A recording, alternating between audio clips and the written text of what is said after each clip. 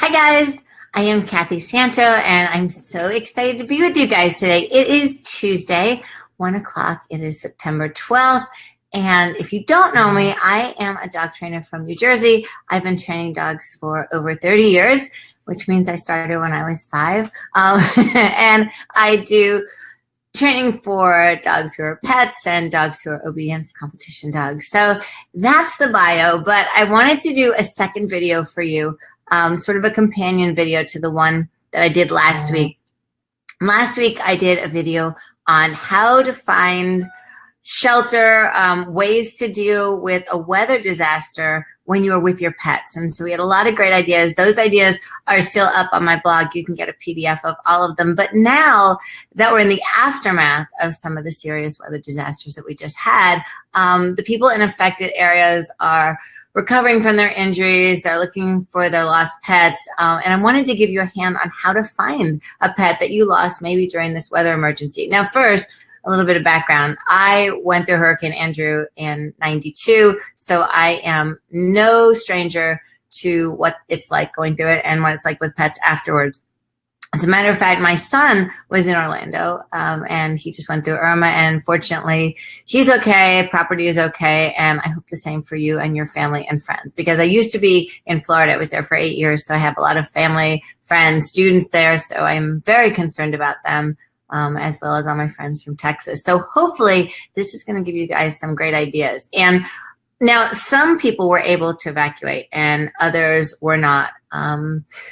So in addition, some people who brought their pets with them reported that their pet on the way to the new place that they had to stay or while they're at the new place has run away. So if you're one of the many people searching for your pets, no matter how they got lost from you, here's some of my best ideas on how to find them. Now first, and there's this rumor going around that dogs are getting trucked out of areas that were hit by the storm that are just found animals, not the shelter animals. And that's not true. Please know that if your dog was in one of the areas that got hit, they're not just going to put them in a car and take them up to, I don't know, Jersey, where I am, or anywhere. They are going to keep the dogs that they found during the storm and the cats and any pets where they were. They don't want you to not be able to find your dog. So when you see the news about shelters bringing dogs to other places, the reason they did that was to keep their shelters empty so they would have room for the pets that were lost in the area during the storm. So please, please do not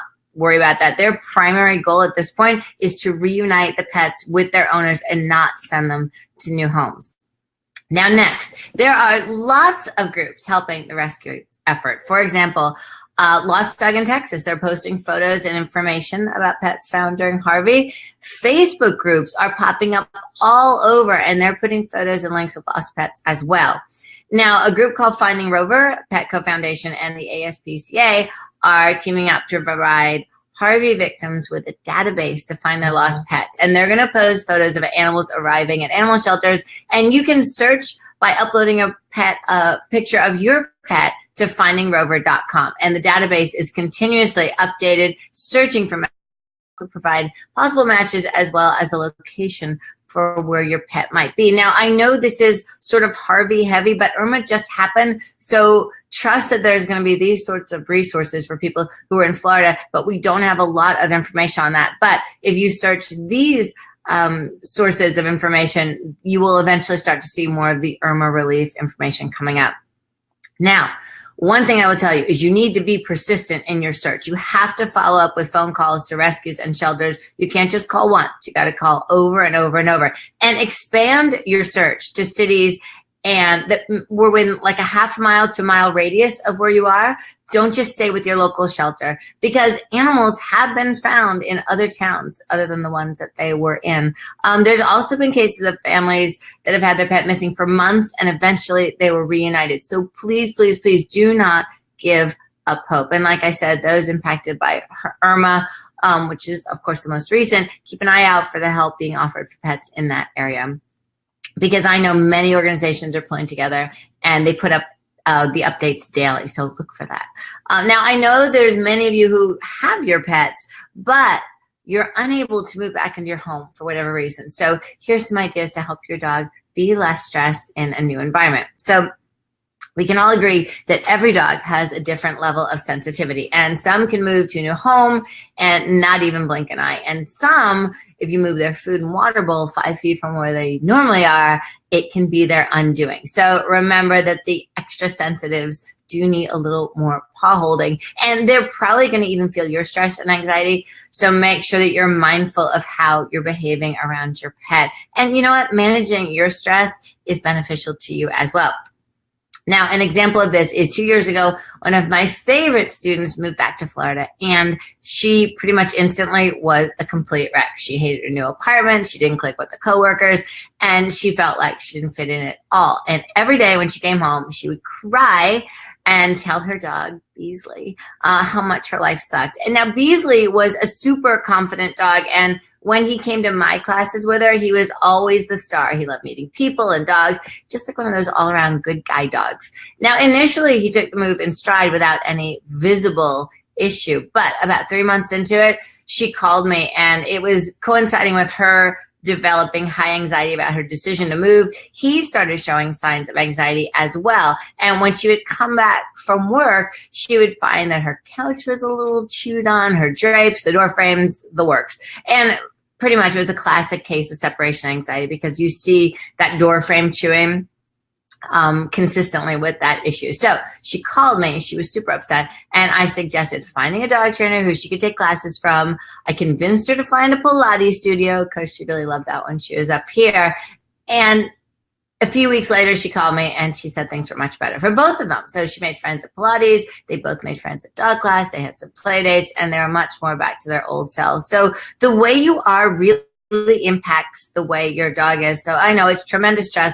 You're displaced. You don't know where your friends are. It's just terrible. But eventually, when you can, try to find a norm and just know that your dog is going to pick up on your feelings as well.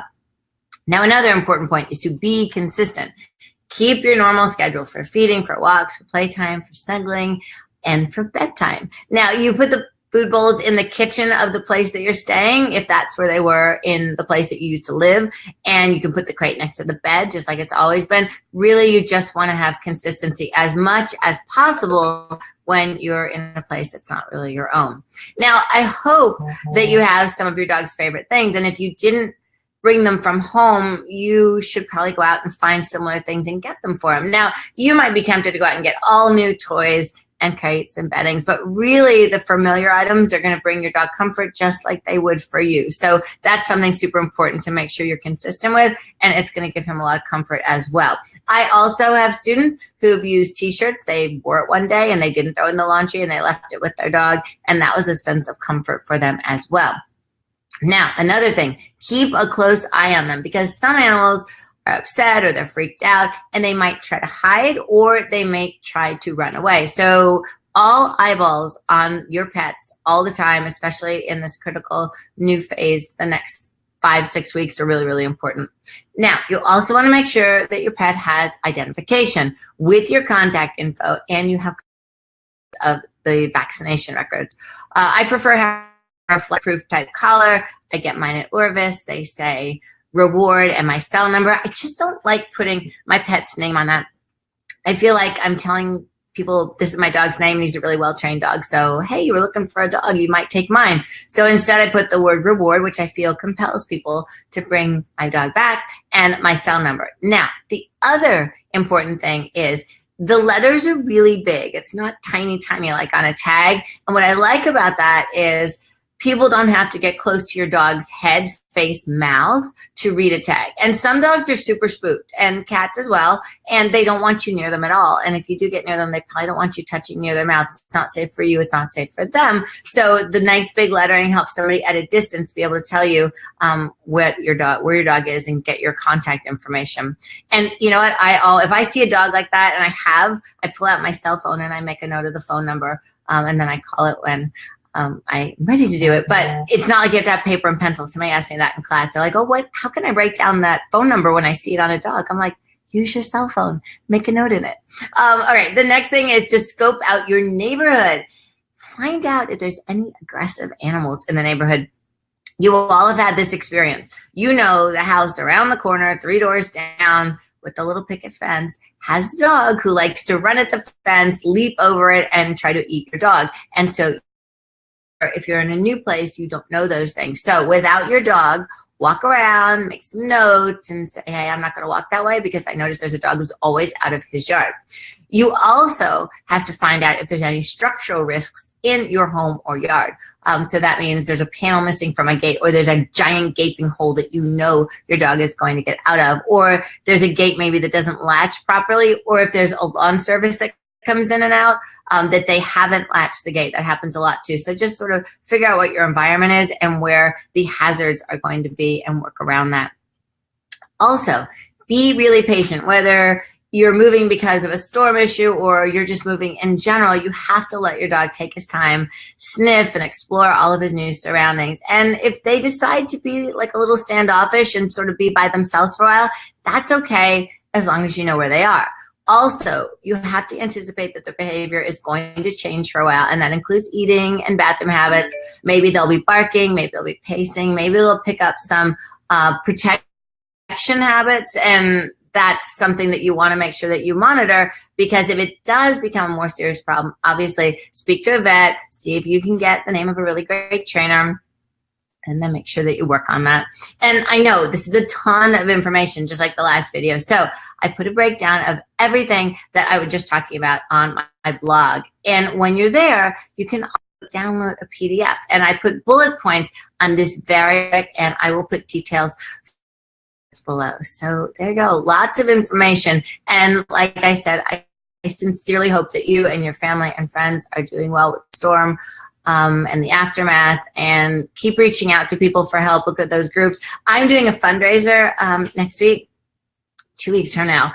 We're donating a portion of our proceeds from my obedience school to the rescue efforts, and we're also doing a fundraiser for 2 particular rescue groups up in my area. So we're looking forward to doing that. And you, of course, can still help. You could volunteer, you could foster, you could donate supplies. There's so many things you can do. And I know that you, like me, feel helpless when you see so much chaos and destruction. You're like, what can I do to help? Well, there's a lot of ways you can help.